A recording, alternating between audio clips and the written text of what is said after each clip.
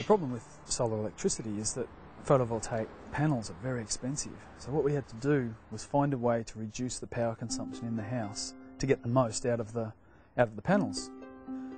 What we've done is these houses, 6 panels on the roof can produce all the electricity that's needed in our house. We try and encourage people to put energy and water efficient appliances, and we can supply those as well.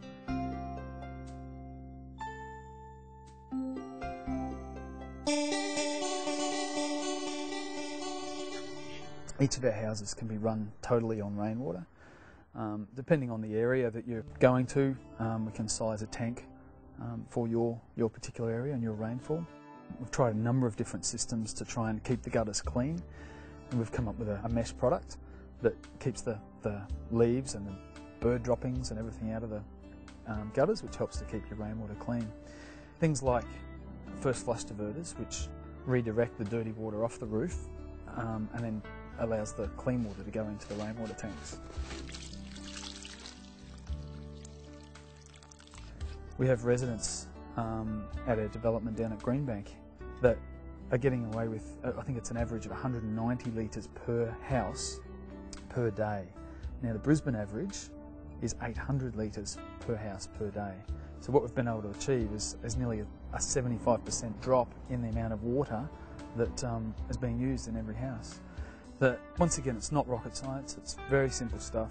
Choosing your appliances carefully, putting in water-saving shower heads, putting flow restrictors on all of your taps, hot water, placing your hot water system between the bathroom and the kitchen so that you're not wasting all that water while it travels to the hot water tap.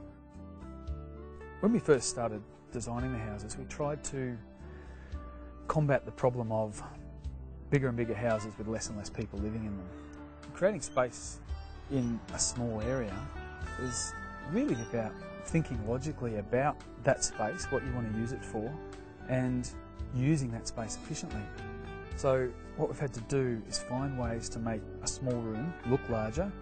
So things like cathedral ceilings, big wide open windows so that you get that feeling of space, light colours. But more than that, the space is tied into something called universal design. Things like extra wide doorways so that either people in a wheelchair or people with their shopping bags can get through the door quite easily. Extra wide corridors so that 2 people passing can get past each other in the corridor. Often houses have very narrow corridors. It gives you that very closed in space. Just by adding an extra couple 100 millimetres, really opens the house up. Most of our houses don't have their own laundry. It doesn't make sense to have a whole room set aside for your dirty clothes. So we incorporate those into the bathroom, and by using a front loader washing machine, you don't need a lot of space. If you use a clothesline, you don't need a dryer. So you can really make use of your bathroom and do away with the laundry altogether. Some of the things that we've incorporated is a mobile bench, a mobile island bench that is, and that bench can be moved out onto the deck, and it's got all your plates and knives and forks for a barbecue. You're pushed out of the way so that you've got a huge big living kitchen area for entertaining. Often in houses there's little nooks and crannies that aren't used. And one that we discovered was up above the corridor. We had a big cathedral ceiling and a big void up there, so it just made sense to put a cupboard up there and put your suitcases and your Christmas trees and the things that you only use infrequently, put them up there, and they're out of the way and not cluttering up your wardrobe space. Colours are probably one of the main things to give that feeling of space. And things like a white ceiling, one, it reflects light and means that you don't have to turn your lights on as often, but it gives you that feeling of airiness and space, and that's something that's really important. That's something that has been incorporated into all of the houses.